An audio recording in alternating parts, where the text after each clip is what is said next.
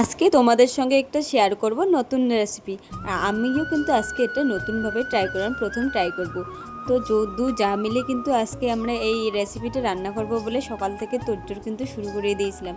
তো দেখো বিকেলবেলা কিন্তু সব কাজ সেরে এখন আমরা এই রেসিপিটা রান্না করব। তো চলো তোমাদের সঙ্গে শেয়ার করে নিই। তো আজকে আমরা বানাবো কাঁকরোলের পুর। তো দেখো দিদি এদিকে কাঁকরোলগুলো পরিষ্কার করে নিচ্ছে, কাঁকরোলগুলো ছুলে তারপর কিন্তু এগুলোকে ভালোভাবে ধুয়ে এখন আমরা সিদ্ধ করতে দেবো। দু ফালা করে কেটে এখন সিদ্ধ করতে বসিয়ে দিলাম। তারপর দেখো এদিকে কিন্তু সিদ্ধ হয়ে গেছে। সিদ্ধ করার পরে এখন কিন্তু আমরা তৈরি করব একটা ব্যাটারটা হলো চালের গুঁড়ো মিক্স করে একটা লবণ হলুদ দিয়ে একটা নর্মাল একটা ব্যাটার তৈরি করে নিলাম। তারপর কিন্তু কাঁকরোল থেকে ভিতরের মাংসগুলোকে বের করে নেব, এগুলোকে একটু মশলার সঙ্গে পেস্ট করে নেব। কাঁকরোলের ভিতরের মাংসগুলোকে এভাবে চামচ দিয়ে বের করার পর এই মাংসগুলোকে কিন্তু কাঁকরোলের বিচিগুলোকে ওখানে কিন্তু সর্ষে কাঁচা লঙ্কা কয়েকটা রসুন দিয়ে এগুলো কিন্তু পেস্ট করে নেব। পেস্ট করার পর তারপর দেখো এদিকে চালের গুঁড়োর যে ব্যাটারটা তৈরি করে রেখেছিলাম ওখানে শুকনো লঙ্কা গুঁড়ো একটু সামান্য পরিমাণ, তারপর হলো লবণ হলুদ দিয়ে ব্যাটারটা তৈরি করে নিলাম। এই ব্যাটারটার সাহায্যে কিন্তু কাঁকরোলের পুরটা আর কি তৈরি করতে হবে। তারপর দেখো এখানে কিন্তু ওই ব্যাটারটাও আর কি তৈরি করে নিলাম। এখন এটা একটু রান্না করতে হবে, একটু ভাজতে হবে। এই কাঁকরোলের পুরো কাঁকরোলের ভিতরে যে মাংসটা ছিল ওইটা সর্ষে কাঁচা লঙ্কা কয়েকটা রসুনের কোয়া দিয়ে সব কিছু দিয়ে কিন্তু এখন একটু এটাকে ভেজে নিব, যাতে পুরের ভিতরে আর কি দেওয়া যায়, কাঁকরোলের ভিতরে দেওয়ানো যায়। তো দেখো এটাকে তেলের সাহায্যে লবণ হলুদ দিয়ে ভালো করে কষিয়ে নিব, যাতে লাল লাল করে ভাজা হয়ে যায়। তো দেখো আমি কিন্তু এই আইটেমটা প্রথম খেয়েছিলাম আমার ননাসের বাড়ি গিয়ে, তো খুবই ভালো লেগেছিলো। তো আজকে কিন্তু আমরা দু যা মিলে, দিদি আগে বানিয়েছিল কিন্তু আমি কিন্তু ফার্স্ট টাইম আজকে রান্না করতেছি। তো রান্না করলে খেয়ে দেখলাম খুবই ভালো লাগলো। তোমরাও কিন্তু চাইলে এটা বানিয়ে খেতে পারো বাড়িতে, খুবই ভালো লাগে। তো দেখো যাই হোক এদিকে কিন্তু আমাদের কষানো হয়ে গেছে। এখন আমরা আস্তে আস্তে করে সবগুলো কাঁকরোলের মধ্যে এই মশলাটা আর কি ভরাবো।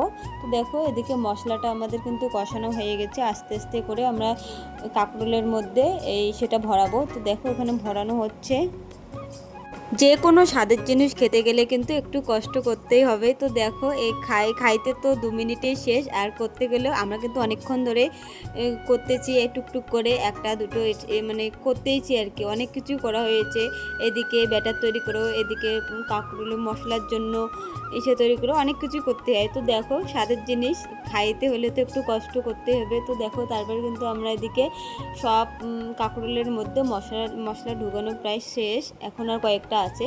তো দেখো আমরা কিন্তু প্রায় 6টা কাঁকরোল নিয়েছিলাম, এখন 6টার মধ্যে এখানে কিন্তু হয়েছিল 12খানা। তো সবাই একটা দুটো করে খেয়েছিলাম, খুবই টেস্টি হয়েছিল।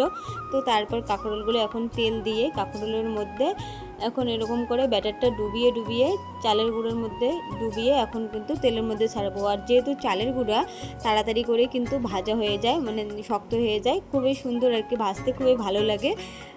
তো একটা একটা করে সবগুলো আমরা ভেজে নিলাম। দিদি কয়েকটা ভাজলো, আমি কয়েকটা ভাজলাম, দু যা মিলে গল্প করতে করতে কিন্তু আমরা ভাজা কমপ্লিট করলাম। তো আজকে কিন্তু খুবই ভালো লেগেছিলো খেয়ে, আর নিজে বানিয়ে খেলাম, খুবই ভালো লাগলো। তো তোমরা কে কে এই কাঁকরোলের পুর বানিয়েছো আর খেয়েছো অবশ্যই কিন্তু কমেন্টে জানিও। তো দেখো খুবই মুচমুচে হয়েছিল।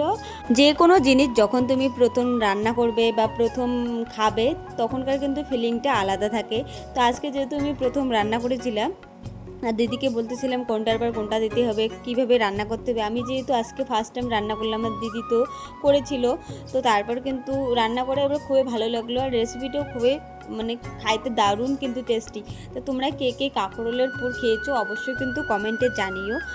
আর আমার রেসিপিটা যদি ভালো লাগে তোমরাও কিন্তু একটু ট্রাই করতে পারো। তো কেমন লাগলো আজকের ভিডিওটা অবশ্যই কিন্তু জানিও।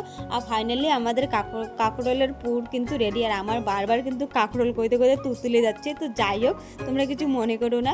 তো আমার ফাইনালি কাঁকরোলের পুর রেডি। কেমন হয়েছে রেসিপিটা অবশ্যই জানিও।